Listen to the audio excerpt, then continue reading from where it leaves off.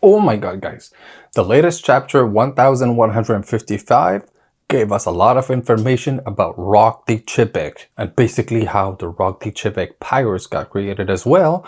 But we are here to talk about Rock D Xebec and his powers because it's unbelievable the stuff that he's actually able to do.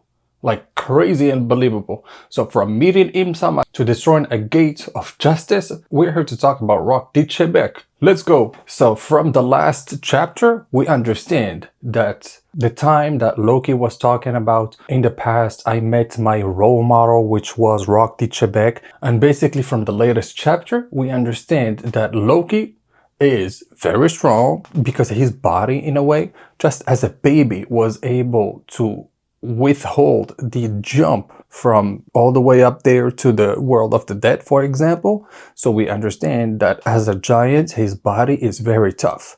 But the fact that Rock D Xebec basically took his sword and was able to slash basically Loki so easily, everybody's like, hold on, wait a second. And Loki's like, wait, hold on a second, this is actually painful. What the hell? I thought this guy was an insect because he looks like a human being, but god damn. And from there you also understand that Rock's swordsmanship was renowned for its brutal impact, akin to a giant hammer or cannon fire. It was said to blow everything in the surrounding vicinity away. So what does it properly mean? Does it mean that he was just, using his brutal force with some hockey, for example, into his sword so that he has that kind of impact in a way? Or maybe was he using some kind of devil fruit on him to overpower him so that he can, blast through people? Or maybe there was something in the sword. But I don't believe in option 2 and 3. I just believe that it's option 1. And that option is brute force. And he had it in him, just like, for example, Big Mom or Kaido. Basically the same kind of strength, And if, for example, Garp is able to train on a ship and, he's basically hitting that ship so goddamn hard, like without using nothing, to the point where without using no haki, no nothing, he's just able to blast it. Basically the same concept where maybe Rocks trained so hard for so long that he overpowers basically everything and everybody. And so that's why, by using his swordsmanship, because now it says that he was a swordsman and he used to use a sword, just like, for example, Zoro, Mihawk, and all of that, we understand that he was pretty powerful as a swordsmanship. And basically back in the day, he was probably one of the best or the best swordsman ever. And that's why Whitebeard and all of that, even though they didn't want it to properly follow him in a way, because of the D Xebec fights, we're going to be talking about the D Xebec fights in a bit, he was able to gather all of those strong people. And as strength-wise, I don't think that there was such a gap in between Whitebeard and Rocks, but still, from what we get, Rocks was already, one step further than everybody in a way. And we're going to be talking about it throughout this video. And don't forget, guys, to like this video and subscribe to the channel. Very important, guys, very important. And then throughout the chapter, you also discover that he basically is on Marijois. How do you get to Marijois? You basically can climb, you can fly, you can make a big ass jump or something, or you can infiltrate yourself in one of those elevators or something like that. And I don't think that Rocks is going to be using the option number 4 of just going into one of the elevators or whatever. Because from what we get here, Rocks was able to jump at the end from Marijois to the sea level or whatever. So if he's able to jump off of it and completely be fine by it, I expect him to literally climb on top of it.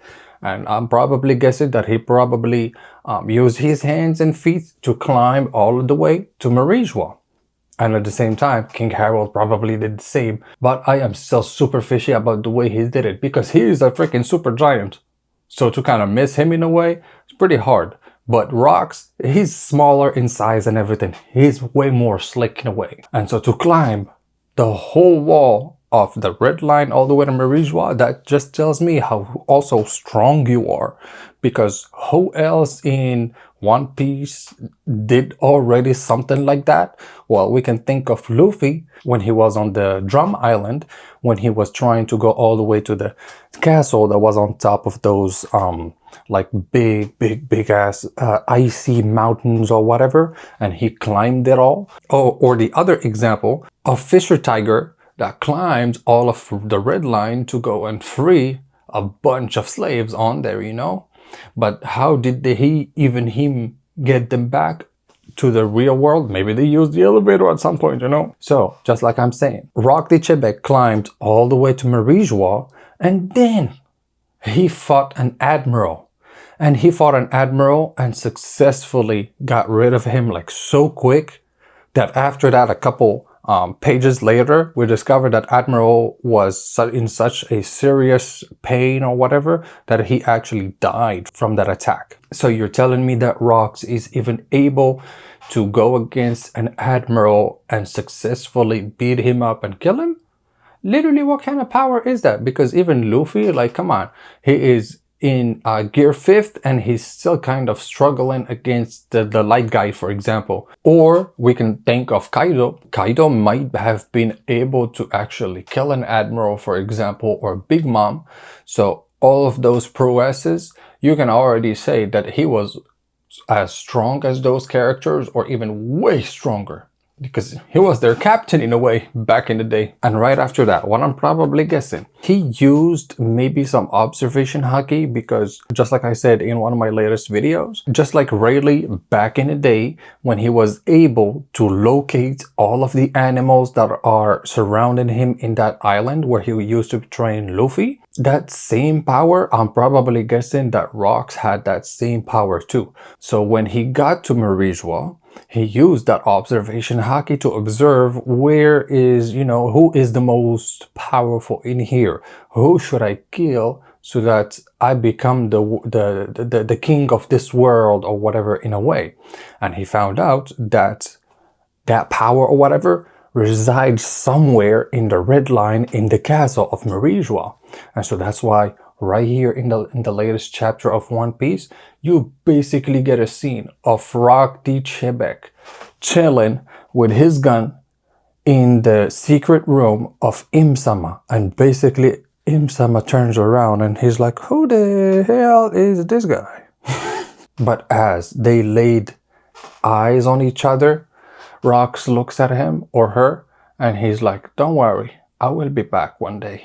Because he understands that maybe he doesn't have as much power as him, but don't worry. Now that he knows who his opponent is and he knows what his opponent looks like in a way, he'll be back, and he'll be back probably stronger and with a lot more opponents with him, you know.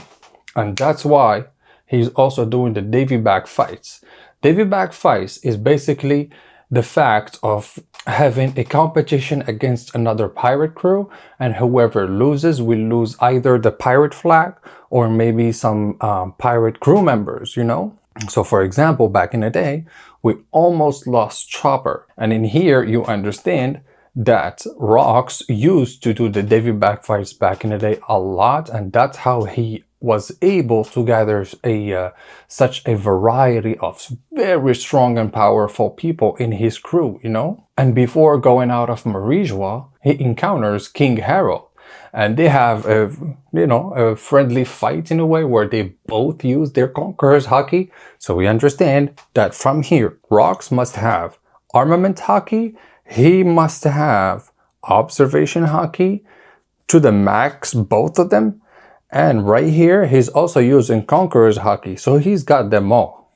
And he's basically using all of them three. But still no real sight of an actual devil fruit yet.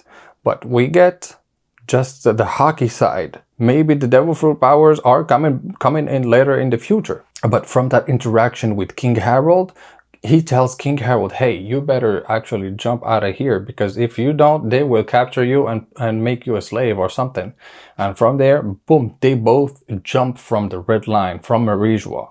So the fact of, just like I said in the beginning of the video, jumping to the Marijois and back, like, it's pretty crazy, and your physical abilities have to literally be one at the top up there, you know. And if not, you cannot be Rock D Xebec, literally. But as he got into paradise after that jump, he basically probably got into a ship and he went in that triangle. That triangle that's between Enies Lobby, Marie Joie, and Impel Down. And when he was on those seas, you understand that those seas are basically protected or whatever by 3 entrances and 3 exits, of course. And those are actually gates called the Gates of Justice.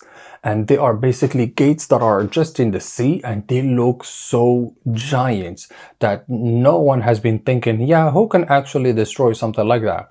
Well, Rox did in the past. He actually came and probably did something to the point where, you know, he blew up all of that Gate of Justice and he went through, because of course you cannot operate it if you are a pirate or not a marine affiliated or something. So his way of dealing with the problem, he just destroyed it and kept on going. And so after that, for a few more years, he still spent more time going left and right doing Davy back fights to gather more people. And I'm probably guessing that he was doing that so that at the end he can go and fight himself with his pirate crew in a way or whatever. And at the end of this, you also get to see some of the people that joined him, and you can also see Shiki the Wicked, Miss Buckin the Tech Bandit, somebody called Don Marlon, who is a gangster from the West Blue. You see Edward Newgate, you see Pirate Prophet Ochuku, and Ganzu, a smuggler. And at the same time, he's also trying still to get more people into his crew. For example, he went to Elbap and he asked King Harold to join him in his crew, and King Harold is like, yeah, no, I'm not about that life anymore, you know, I'm a king. And so from here, we understand that hockey-wise, he probably uses all 3s and they are all maxed out in a way. Like, he is one of the strongest characters in One Piece, or maybe he was the strongest character besides Im, of course. And Devil Fruit power, we haven't seen anything yet properly. We have just seen that the only thing that comes close to whatever a Devil Fruit might be is when he uses his sword, and his sword is kind of explosive or whatever. And I'm probably betting that it's just his brute power and it's not a Devil Fruit power. And maybe that after meeting Im-sama, he understood that he had to look out for one specific Devil Fruit power, and that Devil Fruit power is the one that Blackbeard nowadays has. The Yummy Yummy Nomi, the power of the darkness fruit, you know? And if people are going towards that direction, towards that theory, I've seen some crazy stuff online where people are saying, yeah, Rox died, but maybe that his aura or his shadow or whatever got transferred towards Blackbeard, and that's how Blackbeard is able to actually have, in a way, 2 bodies in one, and that's how he is able to actually hold 2 devil fruits at the same time, the Yummy Yummy Nomi and the earthquake fruit, you know. So maybe that theory will come up as true or not, but personally I don't believe in that theory. I believe that yes, Rox died, but he transmitted maybe his knowledge or whatever to his son Blackbeard, and the devil fruit power that maybe Rox was looking for was a Yummy Yummy Nomi, but he couldn't find it yet, and he was just getting busy on amassing the most powerful people so that at the end, when he's really ready to go, he will go and conquer the world, you know? So I don't think that per se he is gonna come back, but I think that there is something with the wheel that got transferred from Rox to Blackbeard, where we're gonna see that same representation, but now in Blackbeard, telling me that, oh yeah, he is possessed or whatever by the spirit of Rox. I don't believe in that theory that much. But let me know what you guys think Rox's powers look like in the comments down below, and let's discuss it, because this is a very, very important topic to discuss. And we need to know how strong Rox was,